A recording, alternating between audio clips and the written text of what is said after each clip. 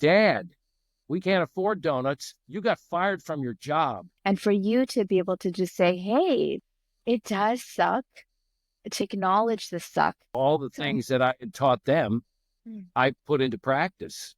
Yes, I'm hearing authenticity, vulnerability, and humility. Well, humility is power under control. That's the kid at 24 who's sitting in the middle at midnight on a guided missile destroyer on the bridge as the officer of the deck, while Iranian patrol boats and mines are everywhere.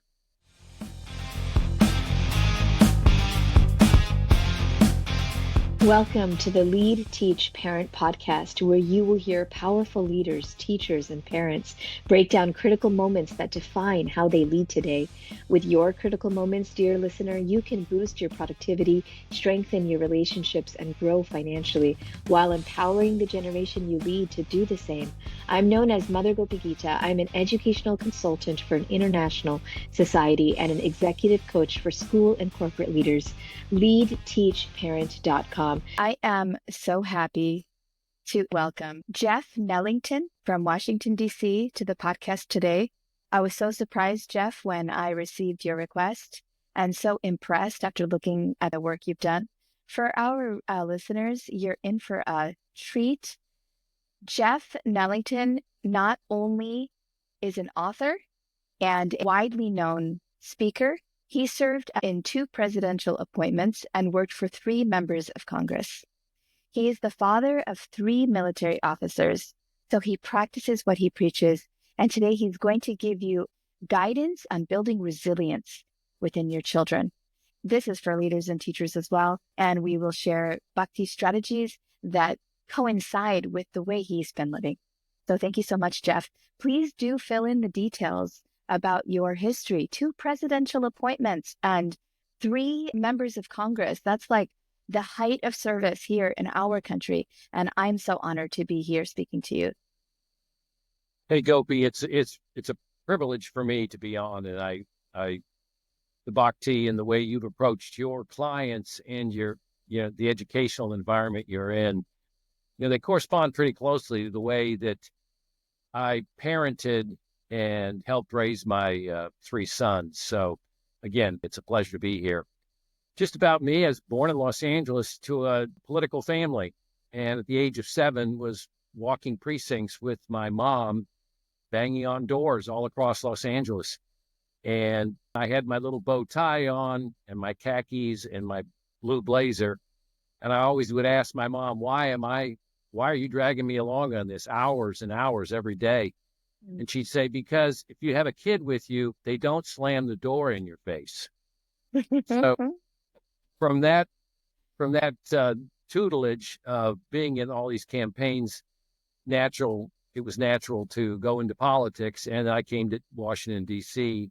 not long after college and was, fortunate, blessed to work for 3 different members of Congress on various committees in the House and the Senate, and then get 2 presidential appointees, again, a blessing, appointments with the State Department and Health and Human Services, and then be able to work on many, many national campaigns, presidential, Senate campaigns, advocacy campaigns. But the biggest privilege and the biggest pleasure in a parent's life, in a man's life, and a woman's life is I'm proud father of 3 sons. And that's tantamount to everything that comes before that. Yes, and you were able to balance, harmonize, juggle, whichever verb you want to use, such powerful leadership positions, and clearly, most likely a jam-packed schedule, with also a very attentive relationship with your boys, modeling leadership, modeling resilience, modeling next level success. Would you share a little bit of the top leadership challenge you faced and how that impacted your parenting? Certainly. The top leadership challenge I think anyone faces in, the professional environment and in the parenting environment is balancing all the egos and the performance of the people that you're in charge of. In a professional realm, you've got the egos, particularly in politics. Oh my gosh, they're the biggest egos in the world, maybe outside of, Goldman Sachs or BlackRock or JP Morgan Chase.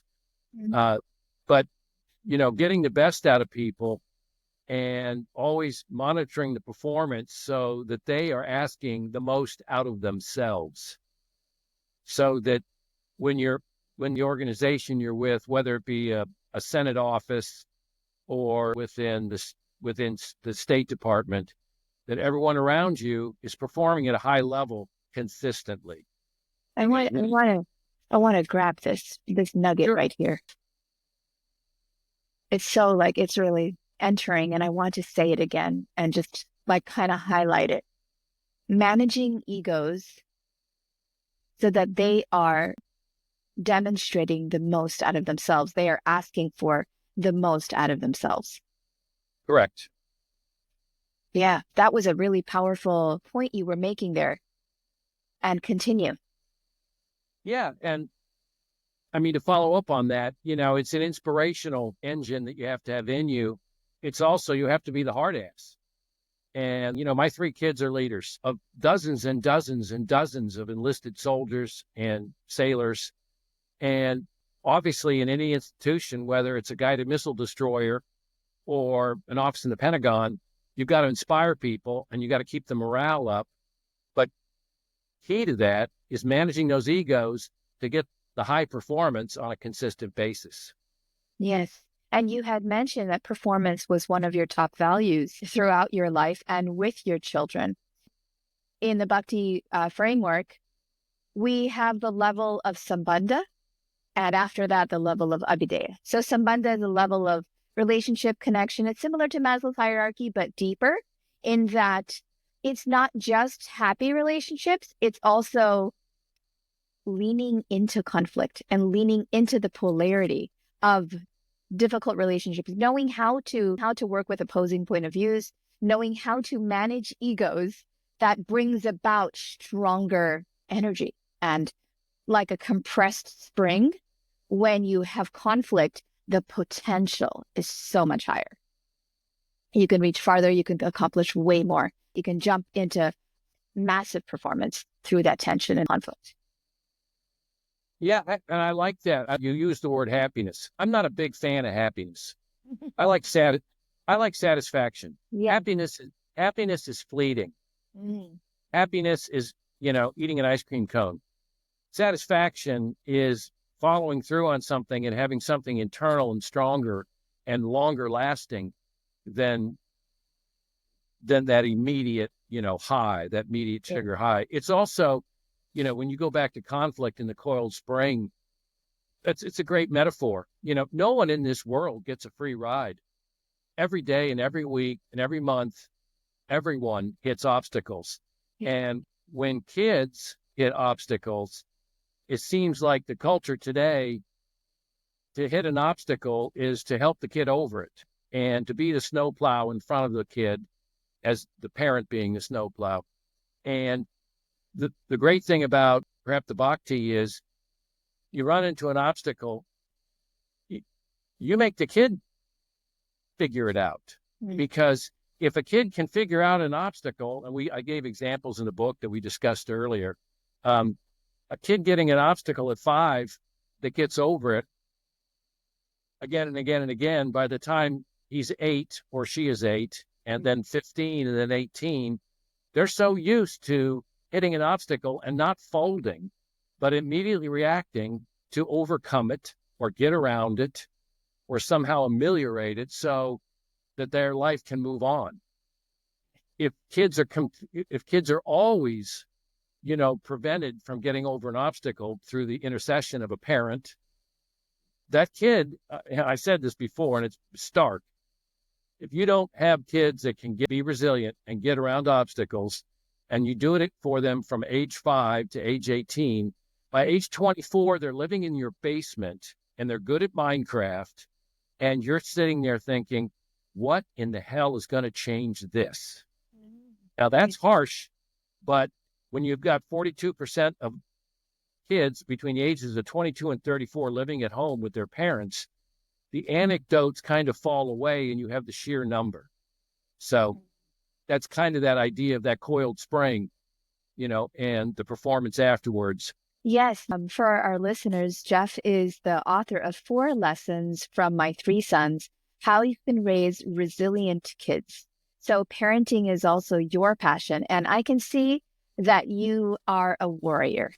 You are ready to be in the highest active level of service to our country. And so are your 3 boys. And when you speak also, that energy of like, let's teach them how to be tough enough to withstand what life will bring them, not Right. just to go around it.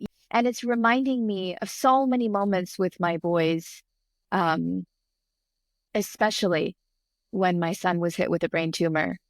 And yesterday we had a friend come and visit, and my son, the conversation somehow turned to his experience with the brain tumor. And every time I talk about it, I'm a mom and I get a little like hesitant and stuck. And it's been 7 years, but he was so peaceful and resilient about how he was speaking about it that the person who was visiting just went into tears. Like, I've never seen someone speak about their conflict, about their obstacle with no internal like hesitance or fear or pain.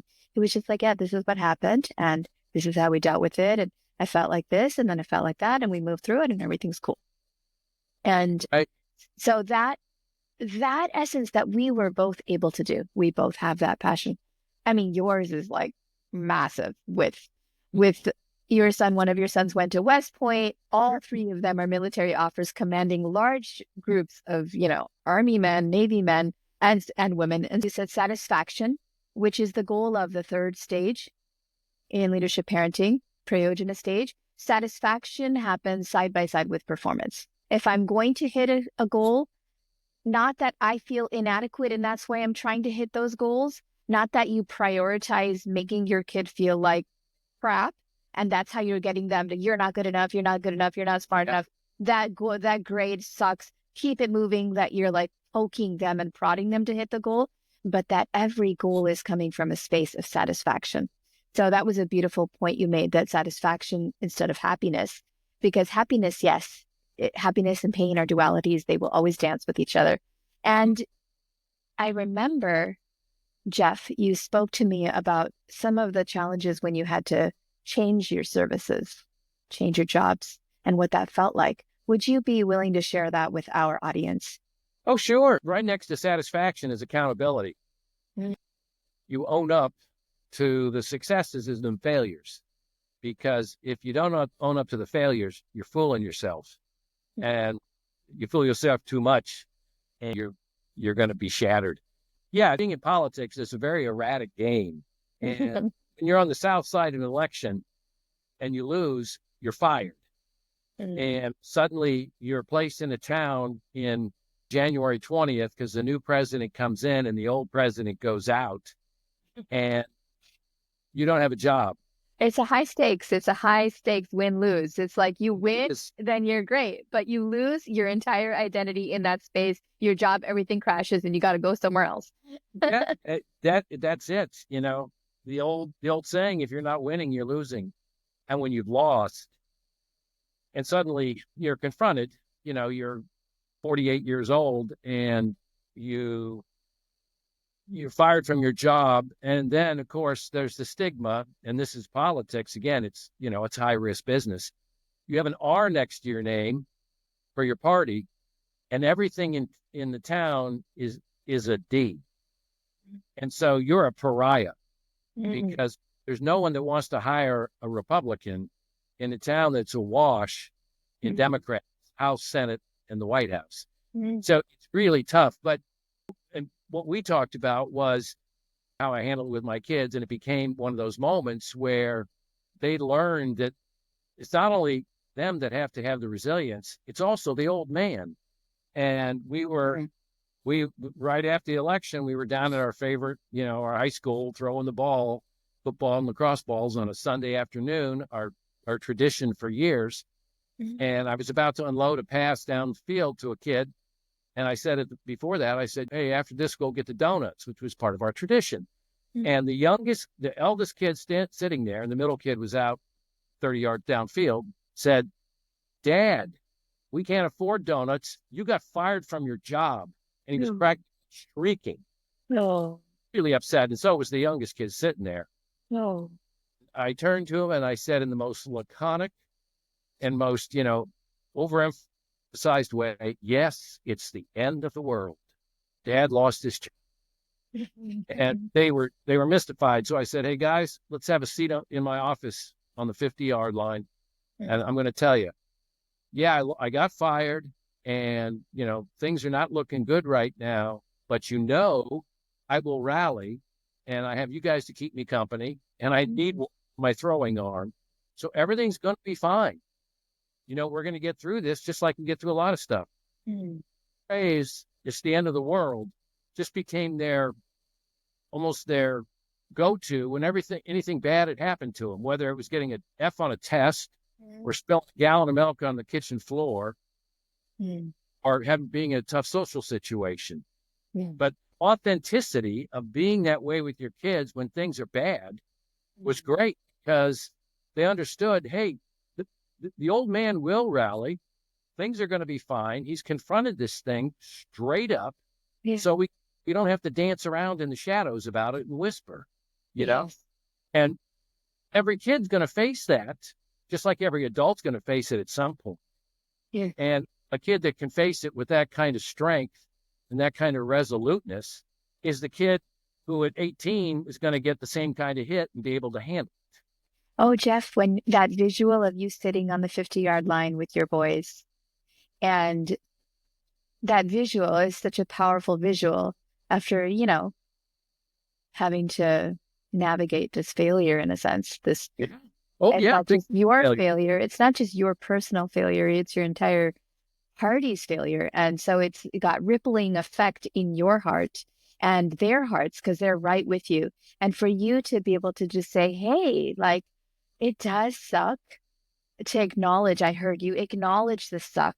You feel like you're okay to say, yeah, this sucks. We're going to get through this. And they're watching now because it's not just that moment. Now it's a few weeks, a few months of figuring out what's next for me and where am I going next? And at a certain age, getting jobs isn't like the easiest thing. That worry and that tension of like, where am I going to get my next, paycheck from? Oh, yeah. So what I'm also recognizing in this is your ability to model the steps of failure. You've chosen a field where you are okay to fail because you have certainty in yourself that you will get back up. And success is only steps of failure. That's how success is built. That I'm done. That didn't work. We quit. We lost, and we get up and go again. And we quit and we lost, and we get up and we go again. Right. The basketball star, every shot that bounces off, that he's going to get one that goes in. Imagine, like for your sons, imagine the potential of what they can hold and what they hold in service to the rest of the nation. That is leadership. That they can hold the challenges and the conflicts of so many around them to the point that they're on the front lines or that they're in the army and working physical, like actual death, win and loss. And so, victory and defeat, where their actual bodies are at stake. And so it's really powerful to hear this, that you modeled this for your children. One of the themes I always bring up in the book was I constantly gave them tests. And the tests started at an early age in their lives, 5, 6 years old. And the reason I did that is because, and this is going to will strike the listeners as well as your clients pretty hard. 75% of the time we spend with our kids is over by the time the kid turns age 12. And 90% is over by the time the kid turns 18.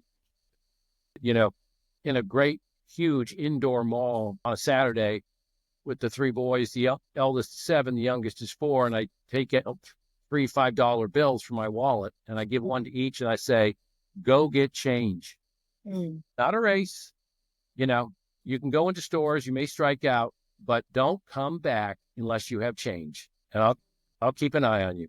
So off they go, and then they come back, and some have struck out at stores. Another kid comes back with 20 quarters in his pocket. But they come back and they're satisfied. They've met a test and they've succeeded. And again, I use the word, they're satisfied with how they pulled it off. Well, those tests just kept increasing over the course of their lives, and then, we're in an airport and I hand a kid a paperwork who's 8, and I say, you'll get us boarding passes. We'll be right here. You just go, you bring them back. Or we're in a restaurant and I'll say, point to the 6-year-old and say, you memorize all our orders and tell the waiter what we want. So, or here's the ATM card. Go a quarter of a mile, get me $200 in cash and come back. And this weekend, we're going to change the oil in the car. So lay under the car with me. You're going to get oil in your face, but you're going to learn it. So you keep doing those tests, and they keep succeeding at them, or failing once and then succeeding the second time. That's how you build it. Jeff, this sounds to me like game-based learning, where you've set up such scenarios for your children.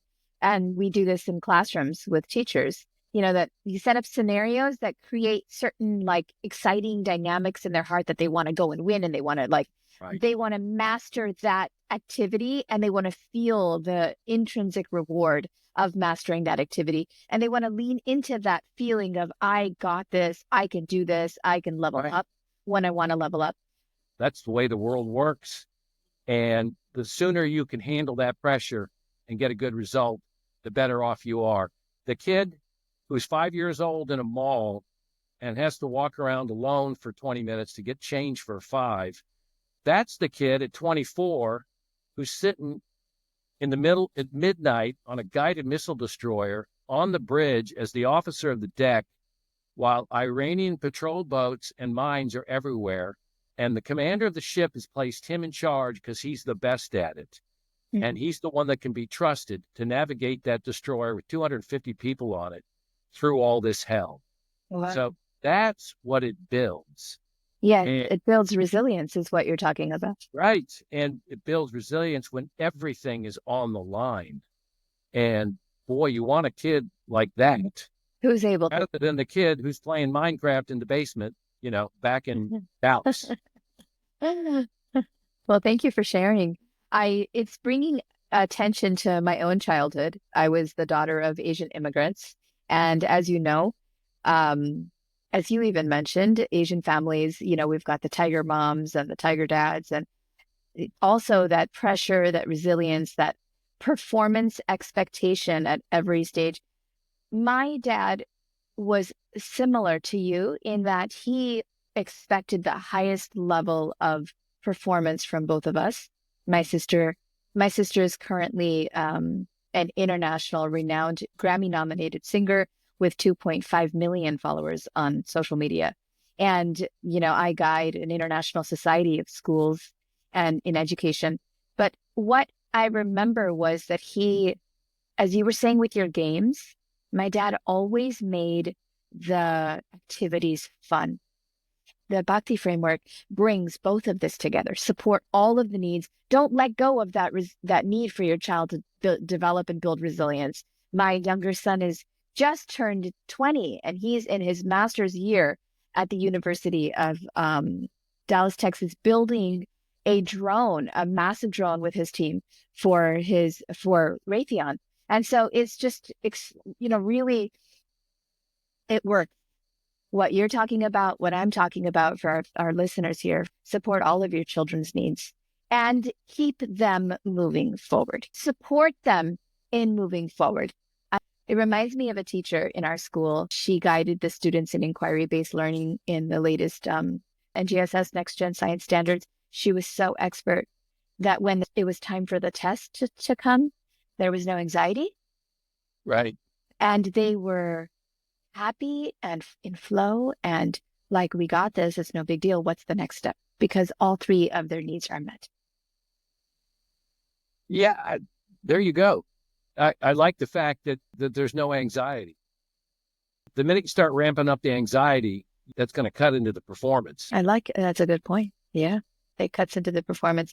Flow, the state of flow in education circles and parenting circles, where your child is walking up to you at the end of the day and saying, hey, are you okay? What can I do to help you? When your child is grabbing on their own that snack at the end of their school day. My son used to come in and take the bread, put it in the toaster oven, put cream cheese on it, sit at the dining table and open up his homework. He actually couldn't do anything else until his homework was done. And I would tell him, look, you just had a full day of school, put the homework away. No, I want to do this. That's what my dad created in me. When I was in third grade, I remember taking the math textbook during the summer and completing half of it. And I remember going back to school and my teacher saying, if your dad's going to make you do this work, then you need to have him graded as well. Because I came in with the next grade's work complete. And I remember wanting to tell her at that time, no, but my dad didn't make me do this. Like, I wanted to do this. Yeah. And so that state of flow and bringing that out in our children and our students. Yeah, exciting stuff. Your So- dad have to grade it. That's a classic. So, Jeff, now my question for you is Bhakti is a non-sectarian, presented in leadership parenting. Bhakti is a non-sectarian path. It's the essence of all spiritual, religious, faith systems. For scientists, what is called instinct, serendipity. What has been your connection to that spirituality in your life, and how has it affected your leadership and your parenting? Well, the spirituality, of being a Christian, but in a secular world, which is where we are, the values that I inculcated in the boys are fundamental to any religion and are eternal values. I just find them very simply and straightforwardly: personal conduct, confidence in the world, resilience in adversity, which we've talked about. In your parenting, can you think of a moment where one of your highest values showed up? Yeah, I would say admitting to the guys that Dad had missed the mark, and that he had failed. All the things that I had taught them, I put into practice, fully visible to them. Yes, I'm hearing authenticity, vulnerability, and humility. Yeah. Those are the values that I'm hearing. Well, humility is power under control. Yes. And so the humble person is always going to have the edge in the end because they know the score. 3 separate times, I remember the dates and the times. First kid getting into Williams, second kid getting into the Naval Academy, and the third kid getting into West Point. Getting into those schools and matriculating, those were the end games I had sought when they were 5 years old. And those were the things I thought they would be best at. And through their childhood, preteens, and adolescence, they proved me right. Thank you for sharing that. You mentioned about humility, and the sentence you said was, humility is controlled power. And I loved that. And I feel like that brings us full circle, because one of the first sentences you said was managing egos so that they can find the hidden potential within them. And that's what leadership is. And that's what management is. And that's what parenting is. It's leaning back and creating a support system and scenarios and the guide on the side rather than the sage on the stage. It's giving this environment with a powerful presence of love and support and strength that helps your child move from level to level, or your student, because they're going to move, the nature of the soul, the nature of the individual. In Bhakti, it's described that the nature of the soul is eternal, full of knowledge and full of bliss, and that we are not these bodies. We are not limited by these bodies. We're not limited by anything, really. Once you go into soul connection, and those strong values become the focus of all of your tasks, it makes you need to look inward and connect inwardly with yourself first. Jeff, if you were in front of 10,000 parents, 10,000 educators, what would be one final piece of advice you'd like to offer them? Yeah, here it is. Our job as parents is not only to build a relationship with our kids, that's minor. We already have the relationship because we're their parents. Our job as parents is to teach our kids to build a relationship with the rest of the world. The hardware store, the grocery store, the school, the athletic field, the theater, the neighborhood, the volunteer events, community. Goodness, there's so much here that you said. Our job is to give our children the opportunity to build relationships in the world. That's our sole job. That's the highest level of service in the Bhakti Sankirtan, where you're not just win-win working with you and your child. It's a win-win-win situation, you, your child, and the community, the society. And Right. you are a master at this, Jeff. You've done it yourself, and you've raised 3 powerful young men, well, probably older now. And yeah, thank you so much for agreeing to be on the podcast. We will end now with the mantra, the Hare Krishna Maha Mantra, which is the most powerful mantra in the Bhakti tradition and internationally sung. The word Hare Krishna is now replacing Namaste as the greeting, and we will go ahead and sing that and request our listeners to please join. Mantra is spoken in humility. Mantra connects you to that internal value, soul space, and through the sound vibration, you spend a few minutes in mindfulness and asking yourself, out of what I heard from what Jeff and Gopi were talking about, what can I implement today? And so we will do that. Hare Krishna, Hare Krishna, Krishna Krishna, Hare Hare, Hare Rama, Hare Rama, Rama Rama, Hare Hare, Hare Krishna, Hare Krishna, Krishna Krishna, Hare Hare, Hare Rama, Hare Rama, Rama Rama, Hare Hare, Hare Krishna, Hare Krishna, Krishna Krishna, Hare Hare, Hare Hare Rama, Rama Rama, Hare Hare. Thank you, everyone. Go ahead and share. Check out Instagram and LinkedIn. Share this podcast with as many leaders, as many parents, and as many teachers as you can so we can all together work with Jeff and his sons in service to build a country of resilience. Thank you.